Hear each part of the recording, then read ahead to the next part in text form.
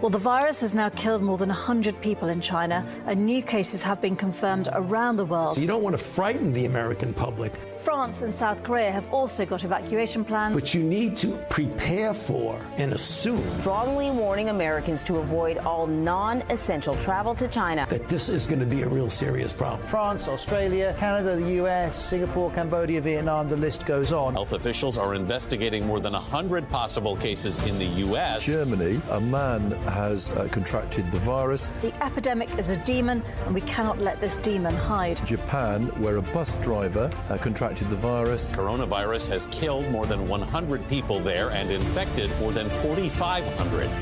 We have to prepare for the worst, always, because if you don't and the worst happens. War Room Pandemic. Here's your host, Stephen K. Bannon. Welcome back to War Room Pandemic, the John Fredericks Radio Network, America's Voice.news, the streaming platform of the Trump Revolution, FM 99.1, 103.9 in Chicago and Chicagoland.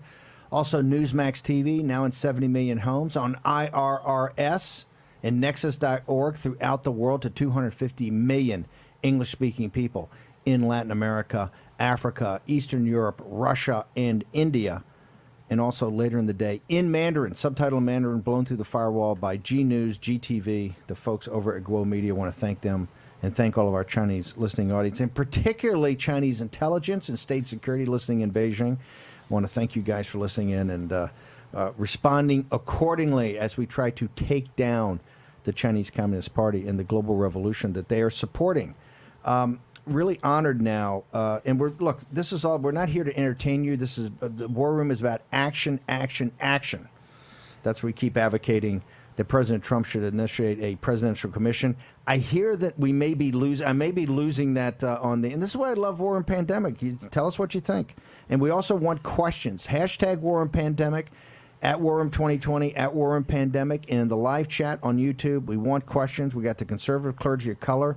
A little preliminary we did on Friday. Today's launch day. I think they're going to be on Fox, I think later in the evening, Fox Business, to talk about this and at launch. This is conservative men and women of the cloth, right, that have their own ideas and concepts about what's going on in America right now. Remember, we're not here to white-splain this. We're particularly not here to white male-splain this, right? This has to come from the minority community, the African-American community. And one of the great things about being a conservative, if you want to see heroes, everyday heroes, it is African-American and minority leaders in the conservative community that really take the brunt of the abuse they take is unbelievable. You cannot believe in what I'm so proud of knowing these men and women. They never talk about it. They're kind of like my dad's generation of World War II. You never hear them talk about it. They just, hey, it's part of the job, it's part of their mission, it's part of their pilgrimage, part of their journey. Now honored to bring in our Bishop Aubrey Shines, Reverend Derek McCoy are joining us. And first off, guys, and Bishop, maybe we start with you and then go to Reverend McCoy. Tell us exactly what this concept is. I want to reset from Friday. What exactly are you trying to do? You've got one of the biggest audiences out here for the deplorables. Tell us what you're trying to do. What is this you're setting up, and where does this go from here? I know we're going to get into your opinion piece about the systemic racism of the Democratic Party, but before we get to that, Bishop Shines, tell us what you guys are trying to accomplish. In a nutshell, Steve, first of all, always great to be with you. In a nutshell, what we're really looking to do is just really have a different objective, because you're not seeing that in the mainstream media. Guys like myself, whether it is through those great guys we're standing on their shoulders like Bob Woodson, Shelby Steele, and some of the others, that there is a voice out here, and we've been doing this for a long time. This is not our first rodeo. And what we're really just trying to say to not just Black Americans or Hispanic Americans, but all Americans, is that this conservative idea permeates any small myopic view that the mainstream media is trying to project, that all blacks think alike. It's offensive, it's bigotry, and we're just simply saying we look from and at whatever the cultural problem is through the lens of a perspective that will give us accuracy, science, something that's fair, something that's balanced, and not through the prism of emotions. And this is what we're doing. We're comparing the data, Steve, and the data says systemically in the United States of America in 2020, there is no systemic racism. Now, if you would have asked the same question some decades ago, sure, there has been, and we can all point to that particular dynamic. However, that dynamic has primarily come through one conduit, and that conduit has been, and still, by the way, prevails, and it is called the Democratic National Party. What do you mean by that? What are you saying? That you're saying that if systemic racism, and why don't you give the audience, and Reverend McCoy, maybe you jump in here too, why don't you guys define what you guys think systemic racism is versus, just racism or people that have racist tendencies? What is this concept of systemic racism, and why do you guys say it doesn't exist except in the Democratic Party? Well, historically, before Reverend McCoy jumps in here, historically, look at where it's come from. If we're looking at America from a perspective of just pure science, no bias at all, just an individual who comes in, doesn't know anything about America, if he or she were to take a look at the data, this is what they would find historically. They would find this concept of slavery. Where did it come from? Well, it was birthed out of a party that did not view individuals as divinely inspired by God, but they viewed individuals by what they could extrapolate from them. Now, if you were to go further and ask the second and third, fourth question, if you follow this train of logic, this is what you would find. It has come out of a party system. That party is called the Democratic Party. Anyone that understands basic history would know this was the idea of the Democrats. And by the way, there was some opposition, and that opposition came in the name of a different party called the GOP. That's why their platform was established to eradicate this concept of slavery. So if one wants to start with systemic racism, if you do not start in its genesis, at its origin, then you would have no idea, because if you look at today, you would only assume, oh my God, how horrible are these people that are called white people? But let's remember, it was these white people with other black people that came together, formed a party, and said, this is not God's way. This is not God's idea. That party was the GOP. That's just fact. It's not my opinion. It's documented incredibly well throughout our history and all historical landscape. And so if we're going to look at something systemic, you must look at its origin. And if you follow it, you'll find that hundreds of thousands of people lost their life trying to eradicate it, black and white. If you continue to follow it, you will find that laws were developed even after the Constitution began to come into fruition for all people, that there was still a party that opposed it systematically. It was still the Democratic Party. And if you continue to follow it through Jim Crow laws, through Planned Parenthood, you'll find that the systemic idea still is permeated, and is still through the Democratic Party. And that is the party that is continuing to try to divide us, as it did in its genesis, by skin tone. And I'm telling you, that's not American at all. That's called the Democratic Party. Wouldn't you argue, and Reverend McCoy, jump in here, and then we'll get back to I want your introduction. Wouldn't you argue that, though, that's historically, I got that, but that flipped in the 60s when the Democratic Party pushed the civil rights movement, and people don't realize today, and I don't think it's pressed very much by the mainstream media, Reverend Martin Luther King, I think, was a registered Republican, wasn't he? That really the two parties kind of shifted, so that when you guys make that argument, they say, yeah, that's true, but essentially the Democratic Party today is the Republican Party, and the Republican Party today is the Democratic Party. How do you answer that? How do you answer the Don Lemon criticism of that? Well, the way I would do it, how you doing there? Good to be with you all. The way I would look at that is, yes, there is a valid story from the perspective of the Dixiecrats and understanding that history and that shift that took place. I think right now, when you begin to think about some of those concepts that actually took place, is if you go even to Martin Luther King and understand when he began, he was a registered Republican, and he began to move over to the Democratic side. And really, there was a shift that took place during that point in time, really around Lyndon B. Johnson. And when they started taking up and looking at, hey, what do we do for this group of people? What do we do for this quote unquote civil rights movement?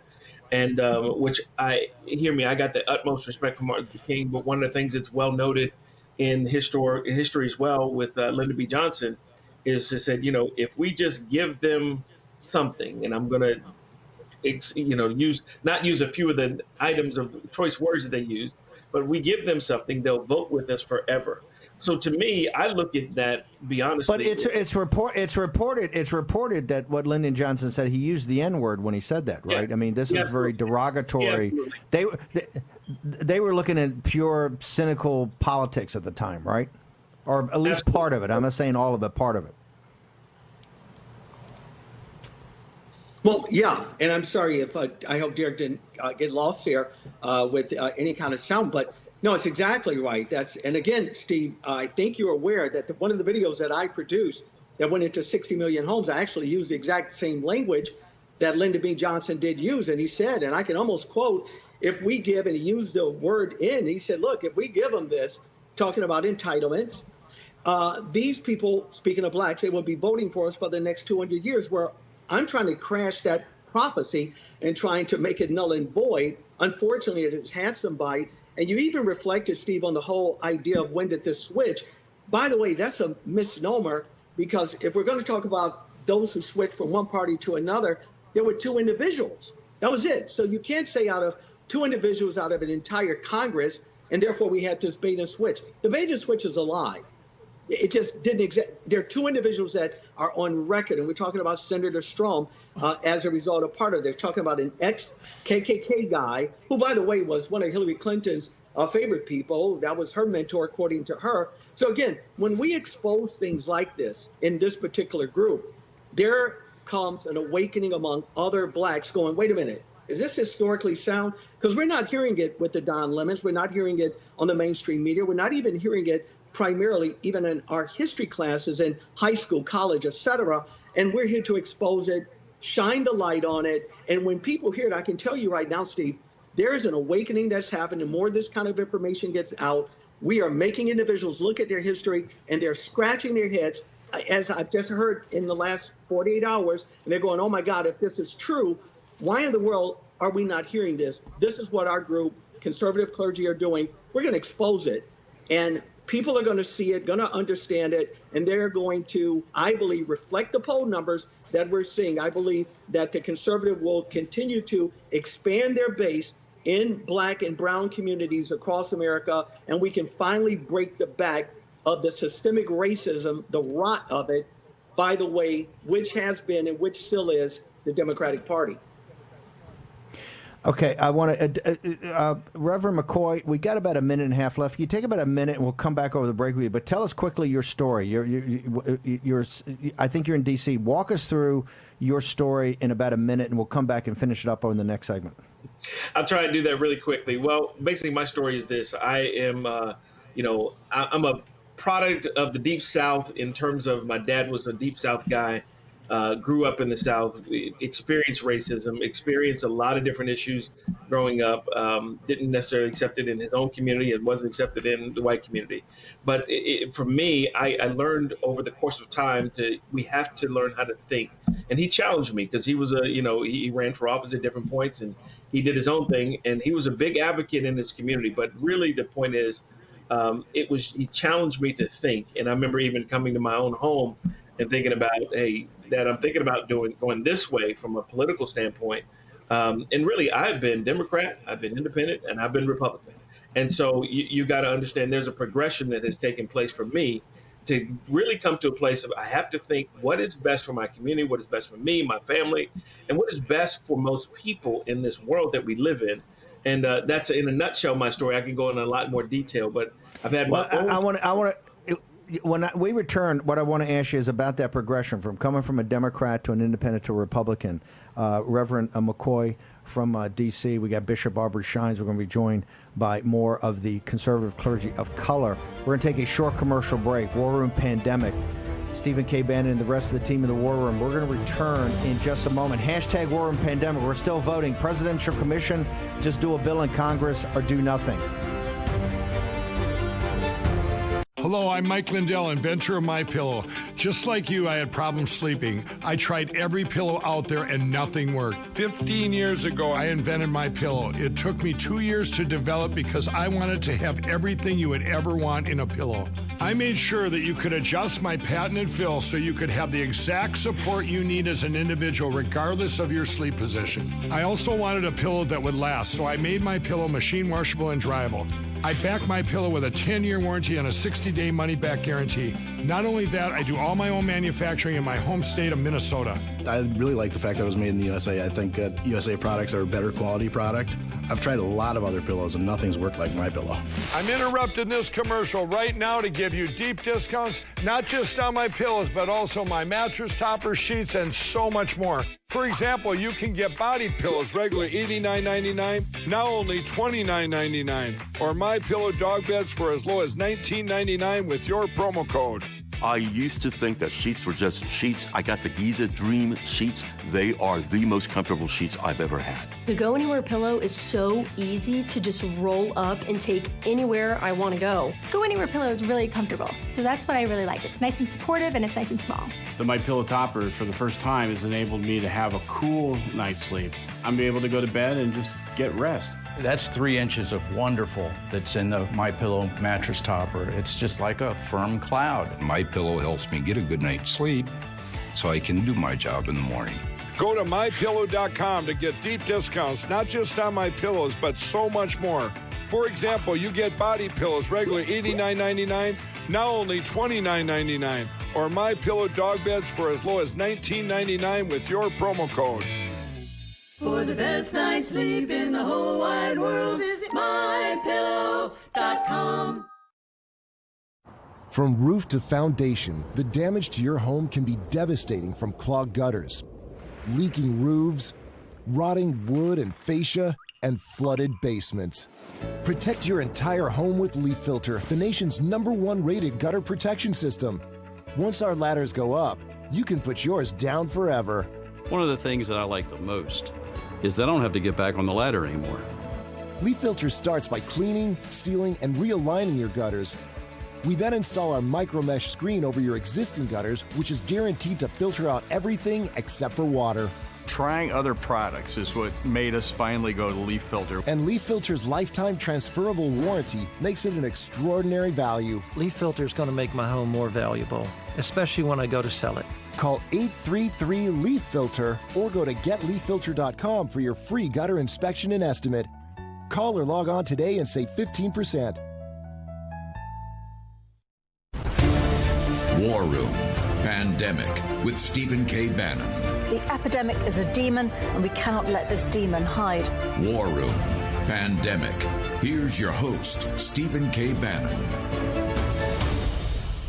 Welcome back to the War Room. Raheem, you've got something for us? Yeah, I just wanted to raise this point. It was actually a listener of the show who sent us this clip last week, and it really resonated with me. As somebody who I wasn't raised in the United States, and I don't know everything about the intricacies, as you mentioned, of the 60s and the flip. And I just wanted us to play this Malcolm X clip. It's very short, but it might go some way to explain what you were implying in terms of the flip and how the Democrats really took hold and took the mantle up on the civil rights stuff. Let's play this clip of Malcolm X.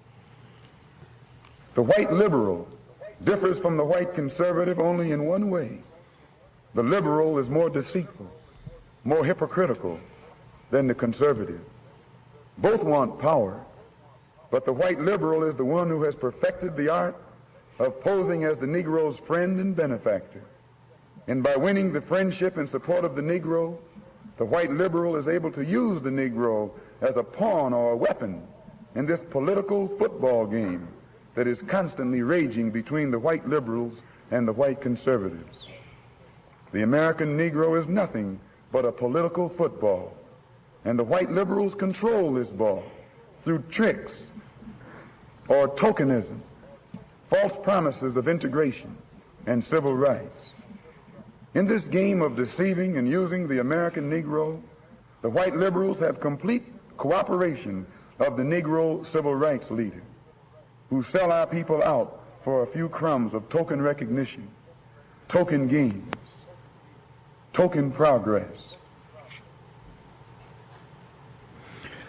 So, Reverend McCoy, Derek McCoy, you're a son of the Deep South. To walk through your journey. Malcolm X had his own journey. Walk us through your journey from Democrat, from a father. You were born in the Deep South. Walk us through your journey from Democrat to Independent to Republican. Oh, no problem. And matter of fact, it's one of those things that it's known definitely in my community, and even growing up with my dad, and he's passed now, but that you were born not only a black man, but you were also born a Democrat. So as we traveled through that process. Well, first off, I'm from the South too, and the Irish Union. You were born a Democrat. I mean, the last thing you would think of doing was voting for a Republican, right? Until until later on, but no. So you walk us. What part of the South were you from? Yeah, we're from down in Winston-Salem, North Carolina. Okay. And so, and actually, the root system is from really down in South Carolina, down in a place called Orangeburg, and all the down in that area. So Sumter, South Carolina, Manning, South Carolina, is where my family's from. But you know, he grew up from there and migrated up to Winston-Salem, and so we've been down in North Carolina, in the Carolina areas for years. So if you look at it, though, for me, it was one of those things where we grew up, and you were naturally a Democrat. You just naturally progressed through that process.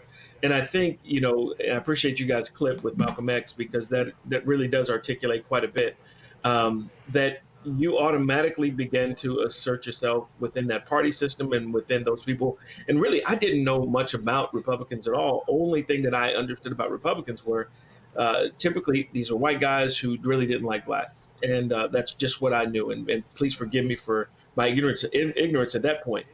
But as I began to get to the process of voting myself and beginning to think about, okay, this big momentous time of you now can vote. So what do we do? And they handed me a sample ballot with all the people. I said, well, don't I know, aren't I supposed to know who's on the ticket and what do they stand for? What do they believe? What are their positions? What are their process? No, you don't do that. Just do the ticket. Just vote the ticket. I said, I'm not just voting the ticket. You put me through education and gave me an education since I went through parochial school, Catholic school, raised in there, and tried to learn about some stuff. And so I wanted to think. And so as I began to think through stuff, I said, well, that I don't agree with this, and I don't agree with this. And some things I did agree with, but there were also a lot that I did not. And so I said, I can't be, you know, way over here, but I definitely couldn't step way to the side of Republicans. So I said, I need to step in the middle somewhere, and begin to be an independent. I said, I'm just going to be independent, take my name off that roll. And as I began to do that, it made me just press even harder and harder and really think about who are the candidates and what are they out. And years later, I actually did forums with clergy in my own state and tried to do clergy where we actually get together and interview candidates before they actually are put into office, but say, let's ask these guys about what they believe. What do they want to do when they get to office? What are their thought process? And I'll never forget, after end of some of those forums over summers, you know, some of the clergy that have significant churches and as far as size and numbers and everything else, they came back and said, I've never been more informed about candidates before in my lifetime. And I said, wow, it was a eye opener for me, because I understood if they were never more informed then, and they were much older than me, some of them were, then I knew we had an issue on our hands and we needed to think about this a little bit deeper. And really, I felt like our whole deal is we have to teach people how to think. Don't just be an echo chamber. Don't just follow the line of thinking of one party fits all kind of system, because the issue with even a Malcolm X statement is that if you are counted as nothing, you have to make yourself valid in the process so that our voice is heard and our needs are heard and our issues are heard. And so how you do that is you elevate yourself to the place where you're educated, you understand the issues. And actually, if you look back in like I think Bishop Shines said, if you look back at the pre-Reconstruction, I mean, blacks were in positions of authority and elected officials in the Republican Party. And I'm just looking and saying, hey, look, we need to be in both, in that scenario where we can actually have a voice and an opinion, because I think our opinion is valid and our opinion matters, whether it's black or brown, purple, green, or yellow in my book. But it's one of those things where we have to be able to clearly articulate our issue. So my evolution was, you got to come into that place. When I began to be more Republican sided, it was when I began to look at party platforms. I began to quite honestly read the party platforms and figure out what one believes, what one does not. The challenge of being an independent is that your voice in some of those pre-election, the primaries, you're not even heard in the primary. You don't have a say in the primary, and unless you're in specific states. And so I look at it as, well, I need to have a voice because I've got this opportunity to vote. And because this is a big deal, because, we fought to be able to get a vote in the system. And so my side is I want to be able to voice my opinion via my vote. And so, but I don't want it to be taken for granted. And I remember years ago, again, and I'm sorry to take so long, is that, I was doing an interview with the magazine, a black magazine, and I said, hey, look, let me ask you a question. If the year is now 2040, who would most blacks vote for, regardless of the candidate? And they said automatically Democrat. I said, we don't even know the candidate. We don't know the issues. We don't know the circumstances. We don't know what's going on in the world. We don't know if they, if they want to eradicate all the blacks in the world. And so, be honest, I said, this is idiocracy. I mean, it was just absolutely insane for me to think about the idea that we're going to vote for a party who definitely is saying, hey, look, regardless of what the issue is, it doesn't make a difference. We just automatically lockstep and vote. And so my issue is not necessarily, full-heartedly, I got to be all into the party. I believe if we give people the education and we give people the information and say, just challenge them to think, they'll process well and they will think well and they will come to the right decisions. Because I believe in people. I believe that people are smart. I believe in people are intelligent. I believe in the best of people. So I'm going for it in that regard, and really want to make sure that people get the opportunity to think about things and are challenged to hear another voice and another opinion and another perspective to make them push to think a little bit deeper. We're going to bring on in a minute, in the next segment, Reverend Francisco Vega and Reverend M.J. Reed. But I want to go back to Bishop Shine. Bishop McCoy, Reverend McCoy, that's fantastic. Pastor McCoy. I want to go back to Aubrey. We got about 2 minutes. Malcolm X went through a journey, right, the Nation of Islam, and then really became a convert to true Islam. Today, and this is what, if you look back at the civil rights movement, so many of the leaders were men of the cloth, right? And you're starting the conservative clergy of color to be kind of this vanguard of really getting out a word about conservatism. Bishop Shines, in 2 minutes, what does the gospel of Christ tell African Americans about a conservative message, a more traditional message? What is it about, all of you men are men of the cloth, what is it about the gospel of the living Christ that makes the argument for being a conservative or taking a more traditional path here than we're seeing in this kind of French Revolution that we're seeing globally right now? Well, in a nutshell, Steve, look at it this way. If one were to examine from an apologetic perspective the scripture, one thing that you would find consistent, you would find things like life, where it begins, reasons that you cannot destroy it. You would find things like marriage, what it's and how is it defined? Did Christ speak of any other alternative way as it relates to marriage? He would also speak, and you would also see pregnant throughout all scripture, the need for individuals to be responsible, individuals that would not be overtaxed. The scripture has so much to say about things of that magnitude.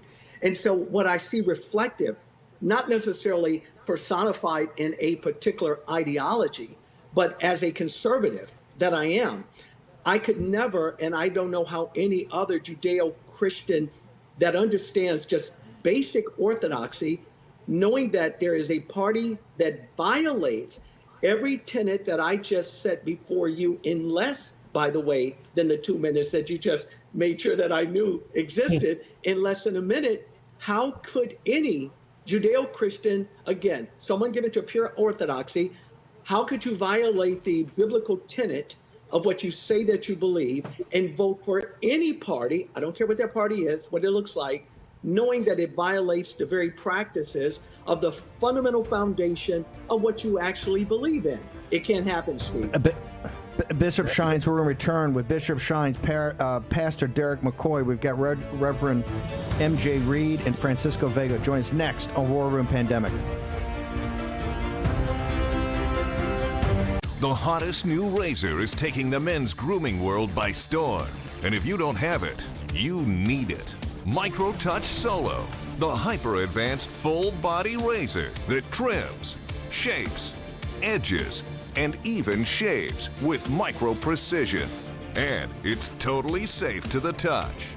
Go solo for full-body control with one tool. No nicks, bumps, or ingrown hairs. Edge beards and goatees with one touch. Clean your neck, barber shop perfect. And check this out. Snap on the guide to tame growth and perfectly shape your full beard. And keep new growth stubble trimmed exactly to your style. And look, the Solo Full Body Groomer trims precisely the length of hair you want. Snap off the guide and remove unwanted hair anywhere in seconds. What makes Solo different than your ordinary razor?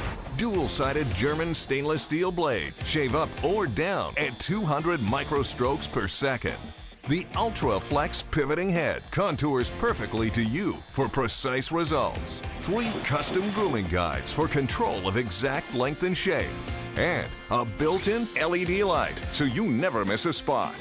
Solo is so precise, you need no creams, no soaps, and no water. Ditch the old man clippers and toss the scissors. You've got to go solo. Call 1-800-709-9777 or go online at microtouchsolo.com and get yours now for only $19.99. Complete with German stainless steel blade, pivoting head, built-in spotlight, and 3 custom grooming guides. Everything you see here for just $19.99. The all-new MicroTouch Solo Full Body Groomer. The one tool that does it all. Hi, Linda. Looks like you've got a prescription to fill. Any idea how much that's going to cost in there?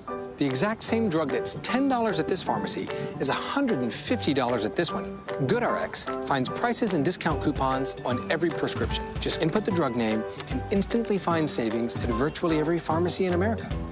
Next.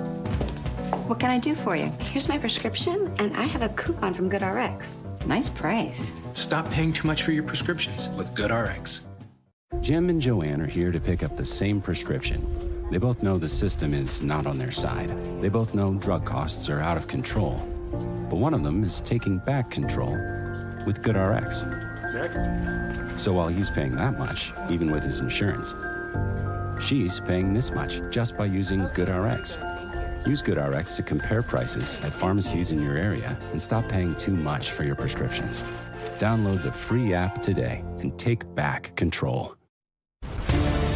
War Room Pandemic with Stephen K. Bannon. The epidemic is a demon, and we cannot let this demon hide. War Room Pandemic. Here's your host, Stephen K. Bannon. From the streets of Seattle to the streets of Hong Kong to Parliament Square to Atlanta, Georgia to Minneapolis to the border of India and China, now to Beijing with the pandemic. It's a pandemic, an economic inferno, a financial capital markets crisis, a geopolitical crisis, and now you have a cultural revolution spreading throughout the world from the Chinese Communist Party that harken back to the days of the French Revolution and the Cultural Revolution in China in 1966 to 1976. In those uncertain times, you as an entrepreneur need every tool at your disposal. The most important tool you can have is NetSuite by Oracle. Remember, Oracle is the leading platform on the cloud. NetSuite is now with 20,000 entrepreneurs like yourself. Go to netsuite.com/Bannon to get 7 action steps you should be taking as an entrepreneur in these uncertain times. Jack, we're getting some feedback from the hashtag War Room, the War Room Posse. We are. It seems like every time we have you guys on, we get a lot of feedback that's very positive. Into the Weeds just posted a few seconds ago. We are so grateful for hashtag War Room Pandemic. Thanks, guys, for having on conservative clergy of color. It means a lot. Listen, the hashtag War Room Pandemic crowd has got the Chinese Communist Party and the intelligence apparatus quaking in their boots. It's the reason I'm public enemy number one, just simply for the fact that I hog the mic from these guys every day. It's the posse of the deplorables. And remember, your brethren in China, Lao Beijing, old 100 names. And people should understand the most robust Christian church and Catholic church in the world are the 100 million evangelical house Christians in China, in the 25 to 30 million underground Catholic in China, because that church is persecuted like first century Rome. Now I want to turn back to our conservative clergy of color. It's their national opening today. They'll be up on Fox later. Reverend Bishop Shines has a tremendous op-ed, I think, up on Real Clear Politics. I want to go now to Reverend Francisca Vega. Reverend Vega, you're on. You're actually in Atlanta. Is that correct? Yes, sir. Thank you, Steve Bannon, for having us today. Yes, we are in Atlanta, Georgia.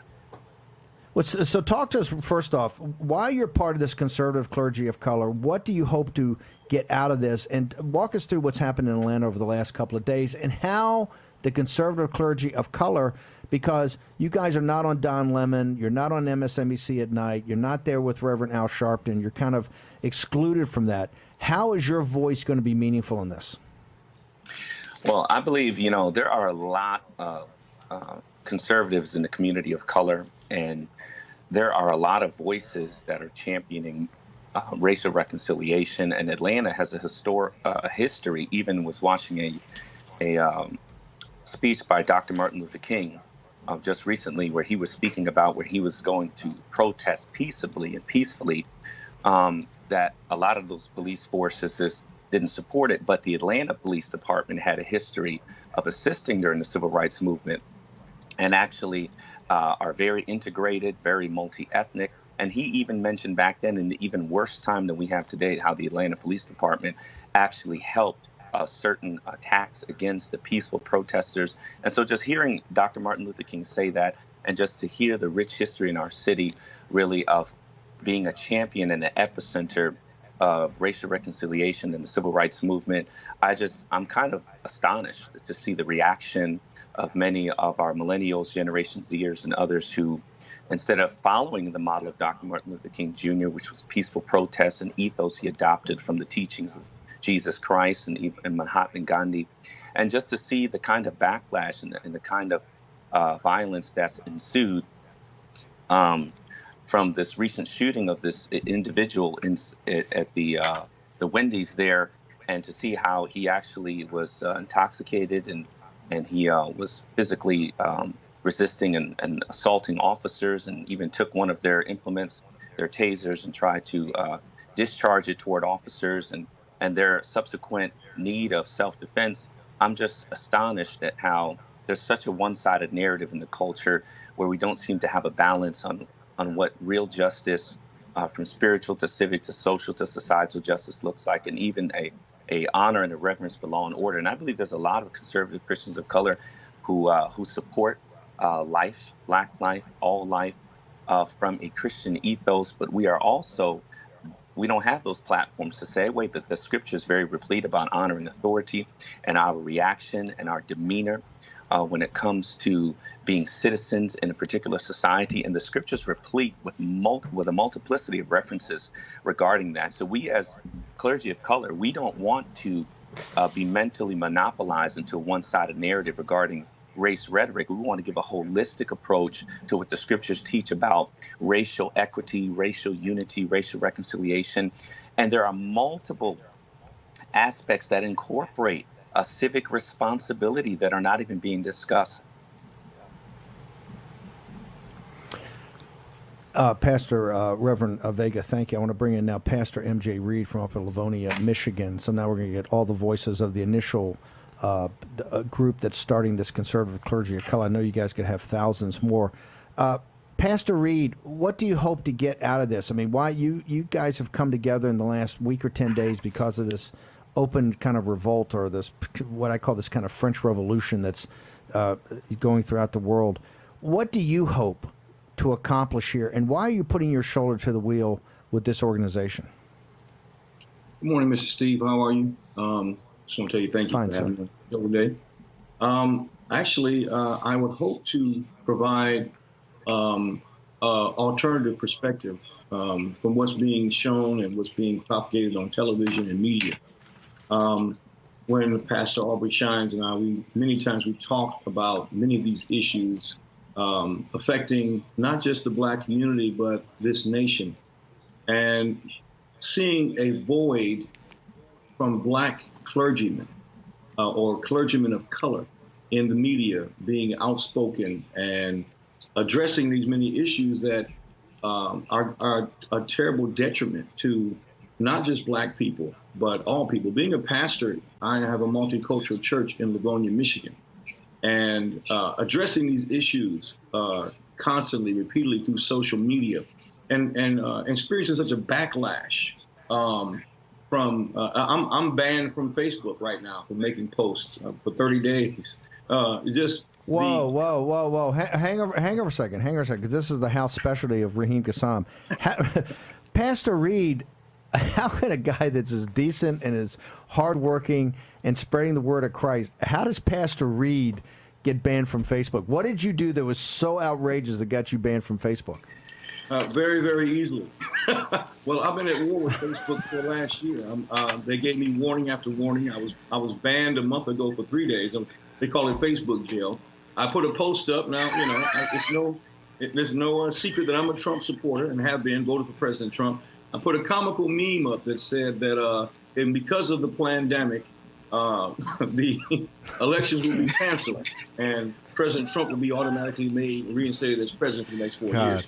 You could sit in for Jack Maxey here in the war room. You're going to be his relief when he goes on vacation.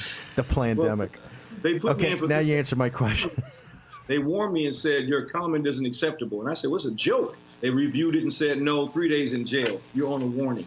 So I put up another meme about Hitler, how Hitler supposedly some comment that Hitler made, how you change your society incrementally. You don't change it drastically. You make little small changes and take away people's rights over time, and suddenly you'll transform society. Well, they pulled me in the carpet and they banned me for 30 days after that. So I'm currently in Facebook jail for 2 memes that I put on, conservative memes.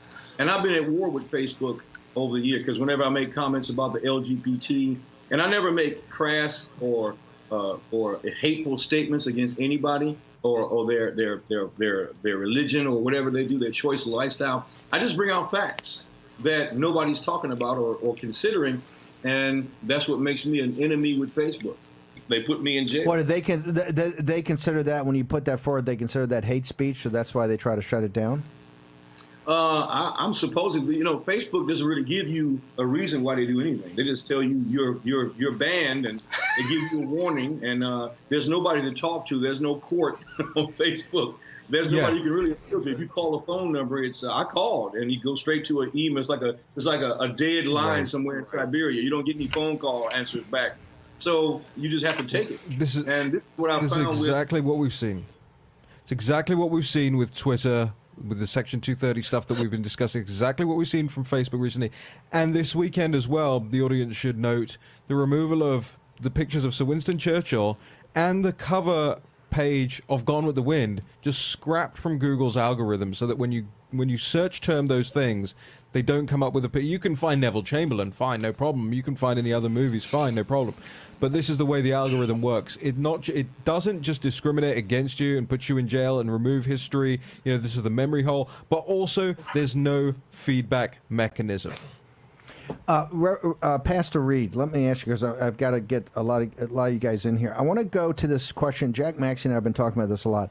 Why is it that you don't see a bigger deal made about this whole abortion issue in the Black community? And correct me if I'm wrong, is it 40 or 50 million Black babies have been aborted over the past couple of decades? I think that number may be correct.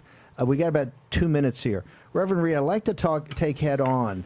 Why do you not see in the Democratic Party or among these, people of that are clergy? And I'm a Catholic. Even Nancy Pelosi. Why do you not see any huge debate about the whole abortion issue in the black community?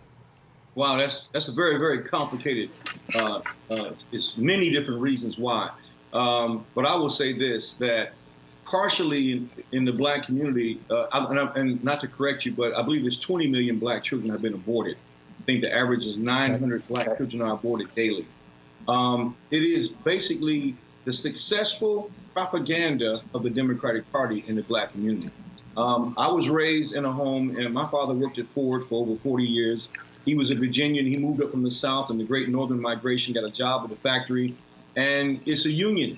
The union was very strong. Middle class was birthed in Michigan in a lot of ways. People were living good. Blacks were living well, working well with in the plants. And you had union. You had Solidarity magazine. My father was what you would call a blue dog Democrat. He wasn't. He would not be called a liberal. And matter of fact, many people in the black community wouldn't be considered liberal in the sense in the whole geopolitical sense of what liberal it is. They don't subscribe to a lot of the moral issues. Black people's concern is always, of course, the racial equality.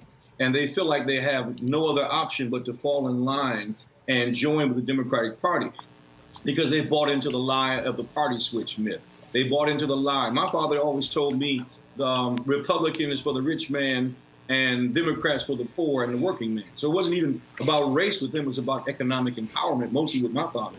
And my father was a deacon in church with the church every week. Now, what we saw differently happening in the black community is that it's been said and estimated that 70% of the black community does not go to church. They don't go to a house of worship on a Sunday morning, not even a Jehovah's Witness Kingdom Hall, not even a mosque for that matter. They don't go to any religious ceremonies. And so you don't have this moral narrative being told or being taught. You have, and it goes to a lot of systemic issues of no fathers in the home. I believe 77%, I believe one of the newspapers said recently, 77% of black homes don't have parents, don't have a father in the home, with no father being in the home. You see a breakdown. When you see a breakdown in the family, you can't help but help to have a breakdown in the community. And so you don't have a Pastor Reed, we just got to jump for a commercial break. We're going to come and finish that thought when we return. 900 a day, 75 black babies aborted while we've been on air. Incredible. Okay, we're going to turn to War Room Pandemic, Conservative Clergy, in a moment.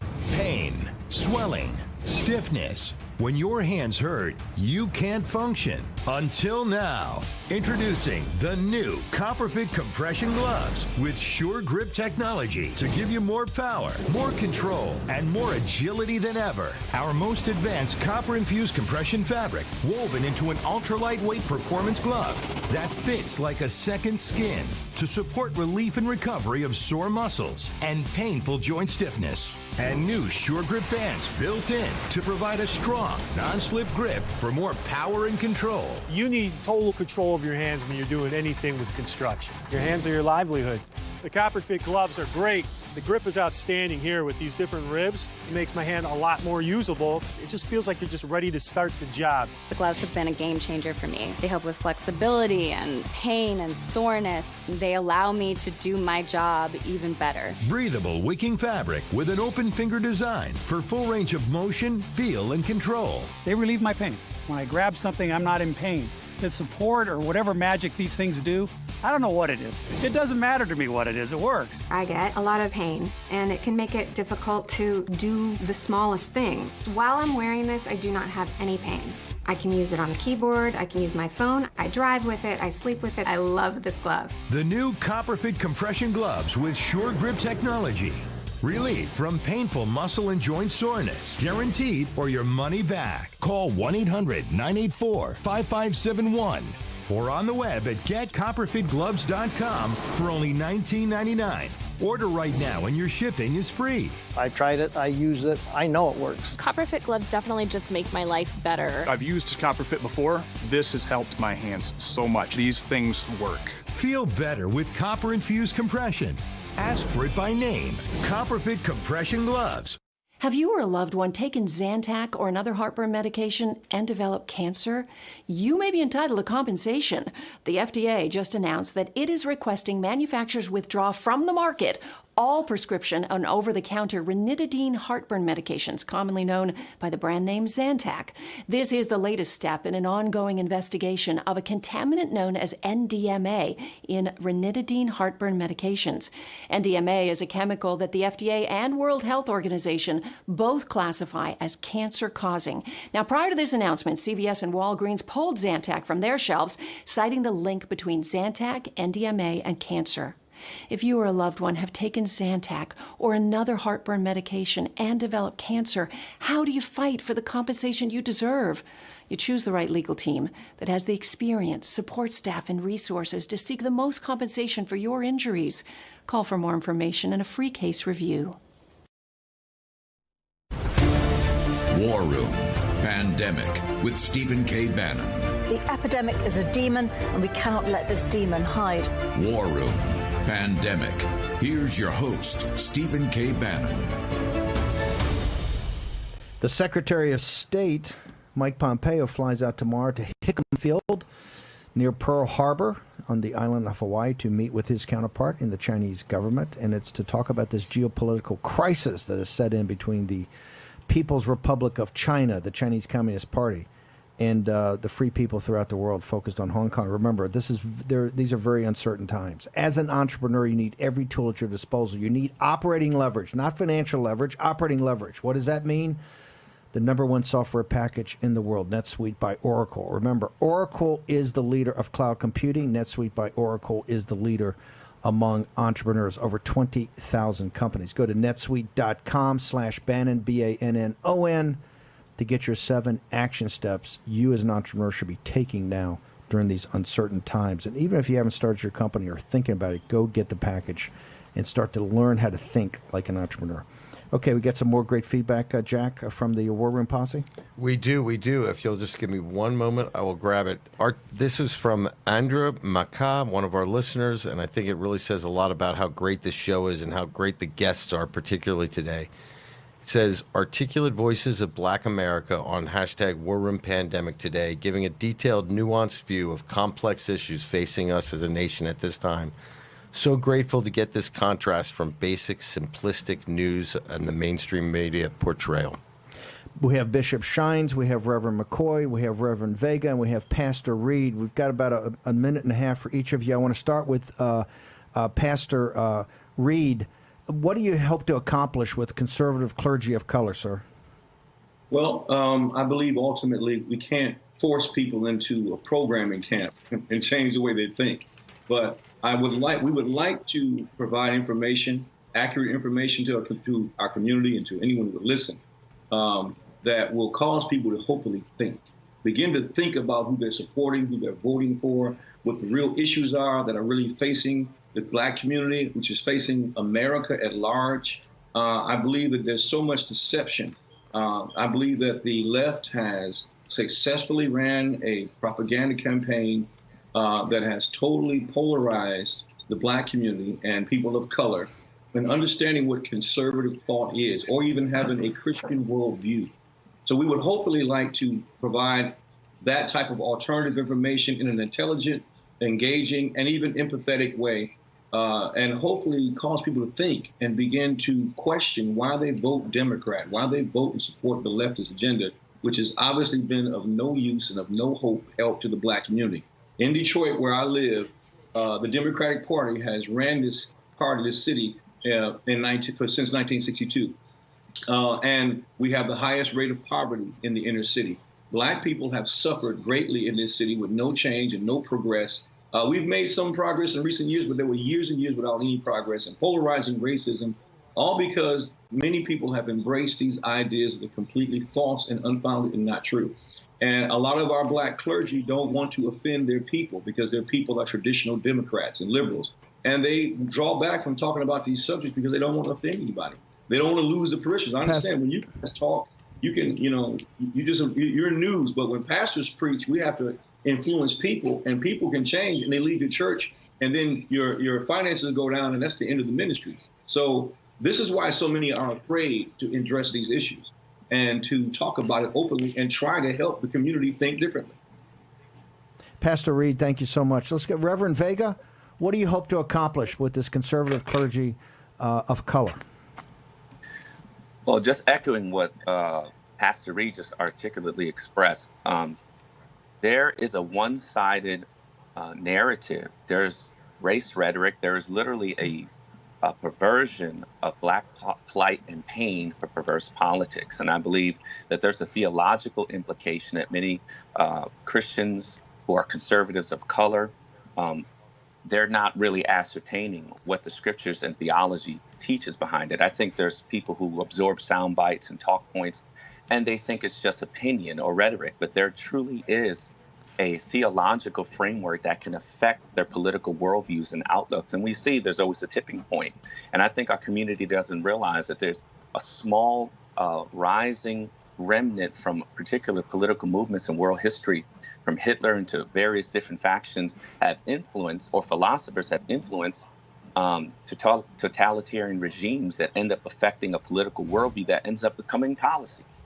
I think many Christians want to, of the community of color, socially activate for race-based issues, and they're missing bigger theological implications from God's word about integration. And we want to be a contrasting voice culturally to be able to provide that from a scriptural, even in a biblical framework, in the spirit of Martin Luther King Jr. and various other ministers of the gospel, to say, hey, guys, this isn't merely political. This is ideological. This is theological. This is actually an ethos embraced in Scripture regarding family, sexuality, finance, economy. And I think that's being lost in translation because of this monopolized, leftist-dominated expression in media. And we want to combat that with truth and intelligence, accurate facts, and let people know this is not rhetoric. This actually affects your Christian worldview and how you see society and culture. Reverend Vega, thank you so much. Reverend McCoy, got about a minute. What do you hope to accomplish? And Bishop Shines, we're going to get to you tomorrow. But Reverend McCoy, in about a minute, what do you hope to accomplish here?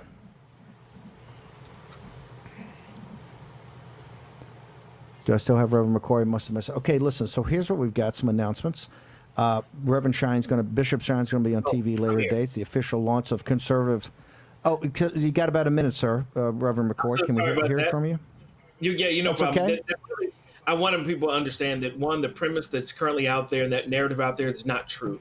A comprehensive database has already shown that this police brutality issue and some of the things is really not true. Every life is dramatically important, so we need to make sure we highlight that. Two is that there's no goal or forgiveness in this process right now that we're seeing out there every day, that we need to make sure that we have a Christ-centered approach and really a gospel-centered approach to this. Unlike Martin Luther King, who used to talk about it this way, it's God's power and human power, but it's not just about Black power, and I am Black, so I can get the chance to say that. The other thing, we want to make sure that people understand that there's a narrative out here that's being pushed, and really it's talking about pushing people towards this incredibly overt. I mean, if you look at Black Lives Matter and everything else and where the money goes, the funneling system to it. So we're trying to get truth out here to real people every single day. They completely ignore the narrative of fatherhood. All Black lives don't matter Reverend McCoy, we got to bounce, but we're going to have you back on tomorrow. Reverend McCoy from D.C. Watch Roland Martin and our own Raynard Jackson tonight, 7 o'clock. The hottest new razor is taking the men's grooming world by storm. And if you don't have it, you need it. MicroTouch Solo, the hyper-advanced full-body razor that trims, shapes, edges, and even shaves with micro-precision. And it's totally safe to the touch. Go solo for full-body control with one tool. No nicks, bumps, or ingrown hairs. Edge beards and goatees with one touch.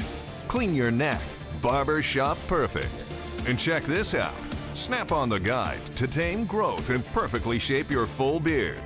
And keep new growth stubble trimmed exactly to your style. And look, the Solo Full Body Groomer trims precisely the length of hair you want. Snap off the guide and remove unwanted hair anywhere in seconds. What makes Solo different than your ordinary razor? Dual-sided German stainless steel blade. Shave up or down at 200 microstrokes per second. The Ultra Flex pivoting head contours perfectly to you for precise results. 3 custom grooming guides for control of exact length and shape. And a built-in LED light so you never miss a spot. Solo is so precise, you need no creams, no soaps, and no water. Ditch the old man clippers and toss the scissors.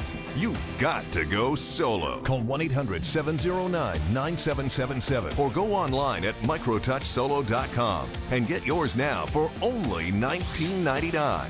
Complete with German stainless steel blade, pivoting head, built-in spotlight, and 3 custom grooming guides. Everything you see here for just $19.99. The all-new MicroTouch Solo Full Body Groomer. The one tool that does it all.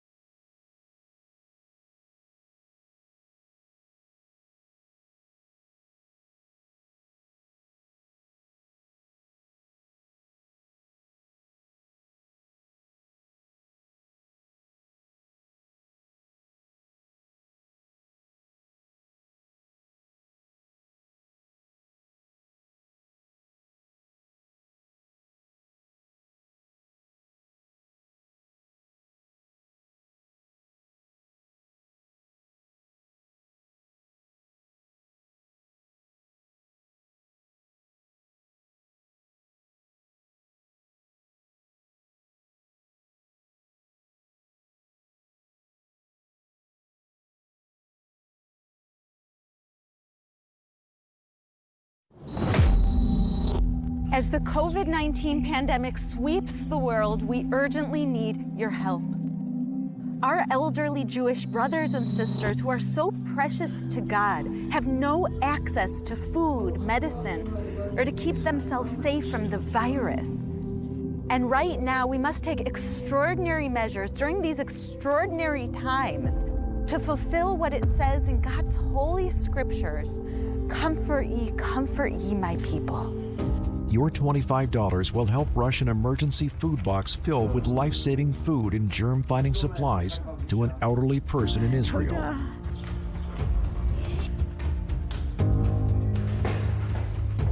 This is Shoshana.